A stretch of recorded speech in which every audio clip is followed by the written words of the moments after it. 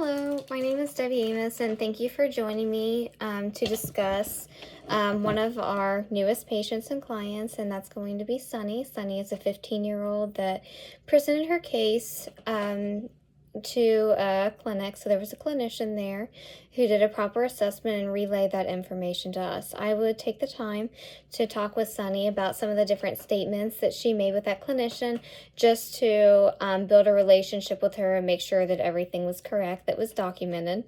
However, Sunny was sent to us because of some certain statements that she said, body metrics as well as biochemical markers, her previous family history, as well as her history as far as her medical records are concerned.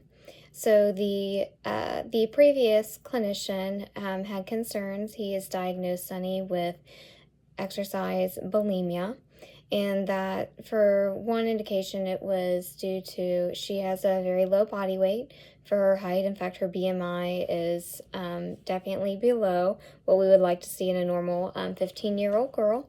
Her BMI is going to be a 16.8.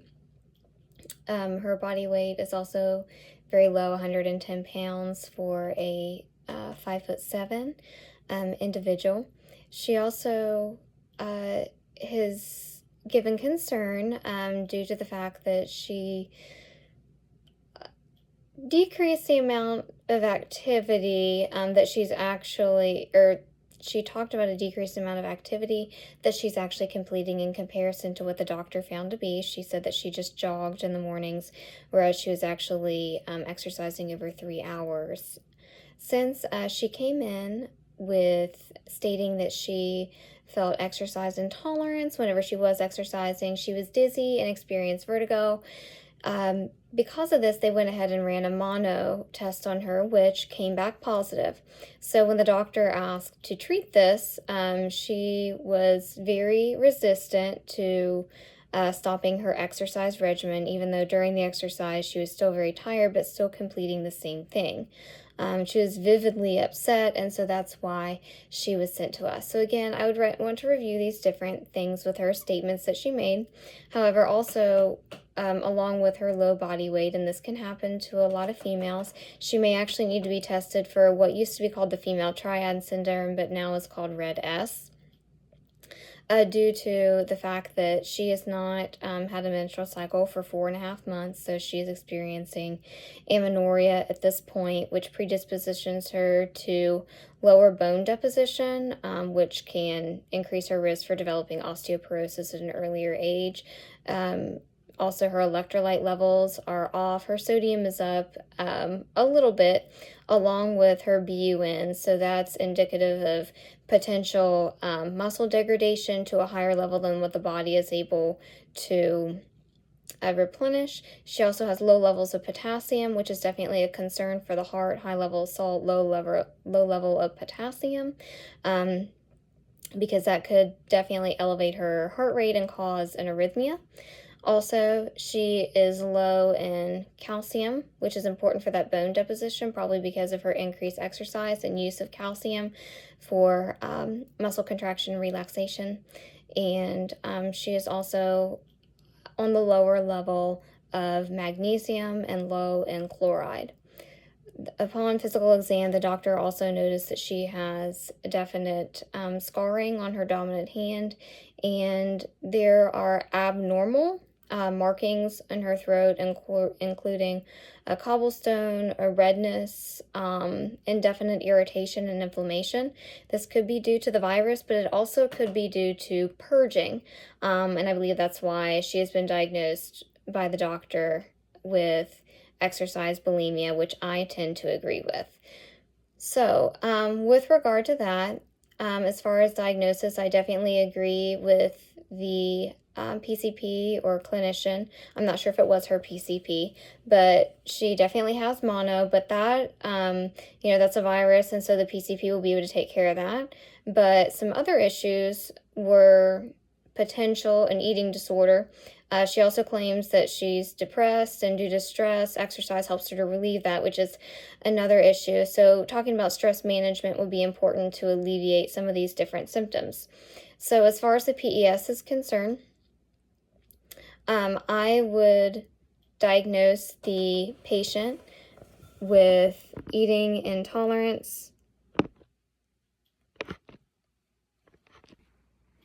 I apologize, there's a little glitch, but so as far as the PES is concerned, I would say that there's inadequate oral food as well as fluid intake, and this is going to be related to excessive exercise and potential purging, evidenced by the loss of 16 pounds in the last year, a BMI of only about 16.8, absence of menses for about 4.5 months, and then a high level of sodium along with a high BUN, also abnormal levels of other electrolytes, and an irrational motive to continue excessive exercise while being sick and tired, along with depression symptoms.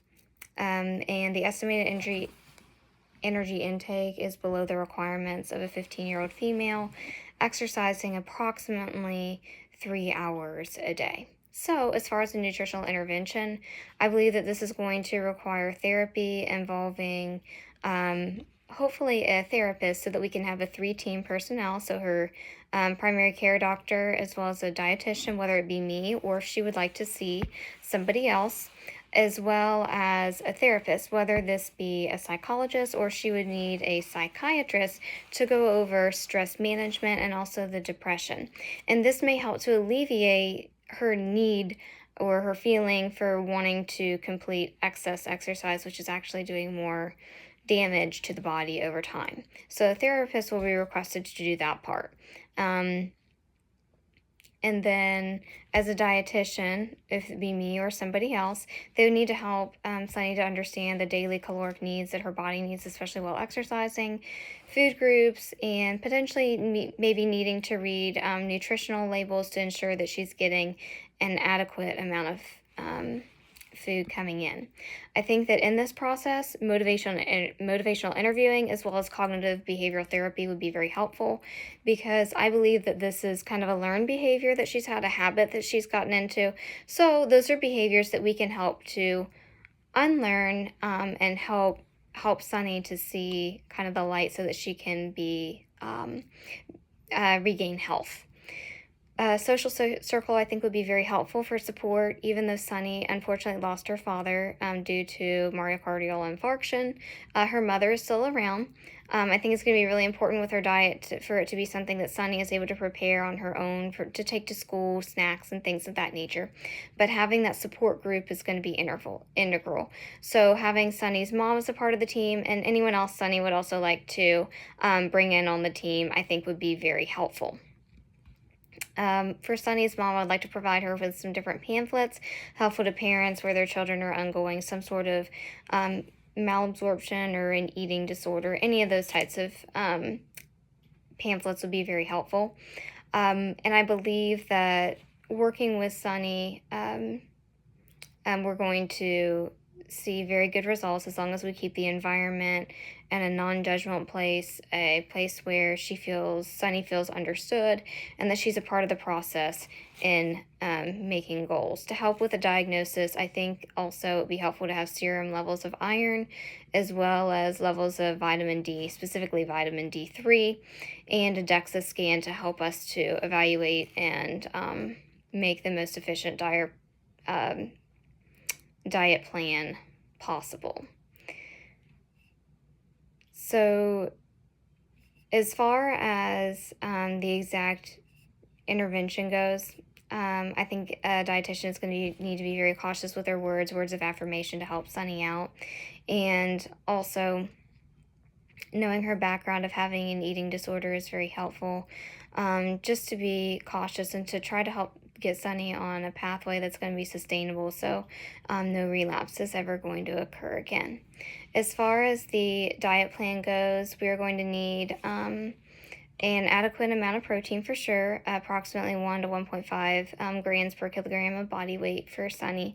So that's going to be included in her diet plan. I would like to see her eating at least 2,400 calories a day, knowing that talking with Sunny, this is going to be important because that may seem very overwhelming and daunting.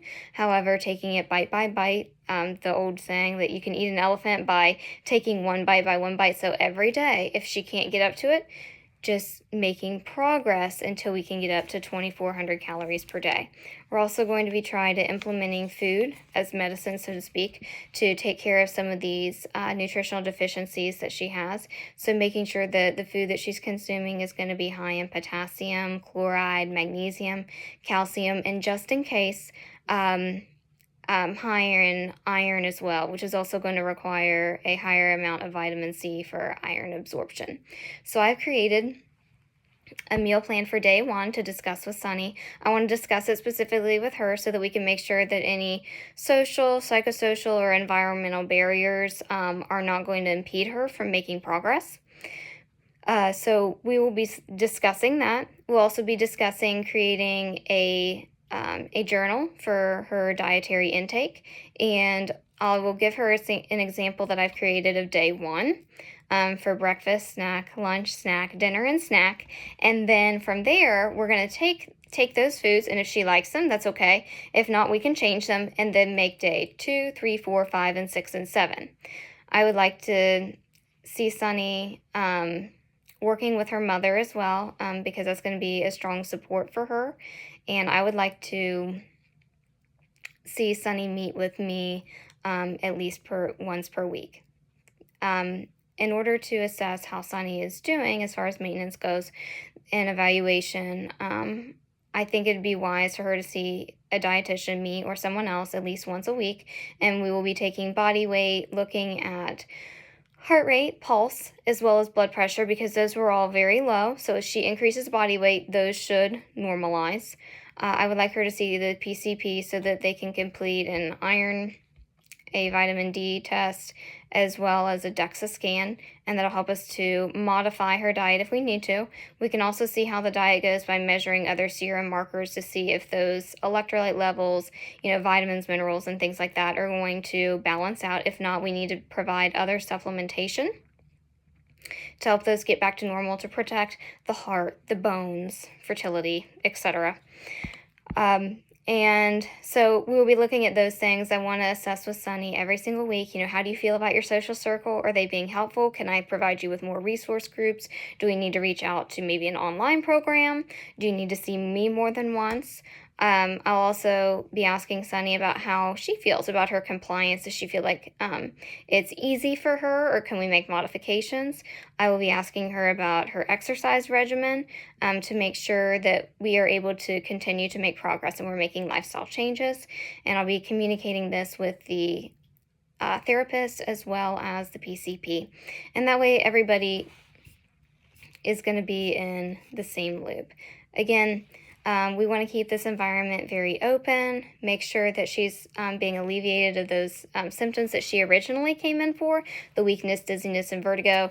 But I truly believe that if we are able to get an adequate amount of nutrients in her, create a more balanced lifestyle where she is experiencing less stress or finds other ways to manage it, and also making sure that we're getting adequate nutrition in to raise our body weight, our fat mass, and our BMI goes up to normal. I believe that will relieve her of the amenorrhea. It'll help to protect her bones. And since she has a history of heart disease, we want to definitely be protecting the heart.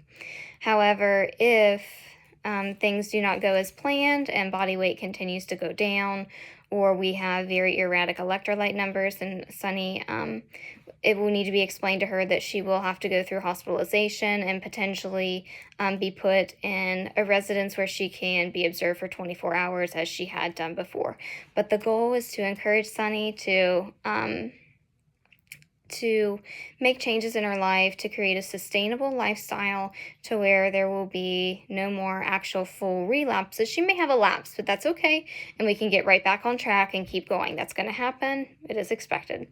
But get her on a sustainable pathway. And even whenever our sessions end, I will ensure that Sunny knows that I will always be a support to her, or the dietitian, or our team. If she needs anything, she is always welcome to reach out. So thank you for listening. If you have any questions about everything that I've talked about, I would be happy to answer them. And I hope you have a great day. Thank you.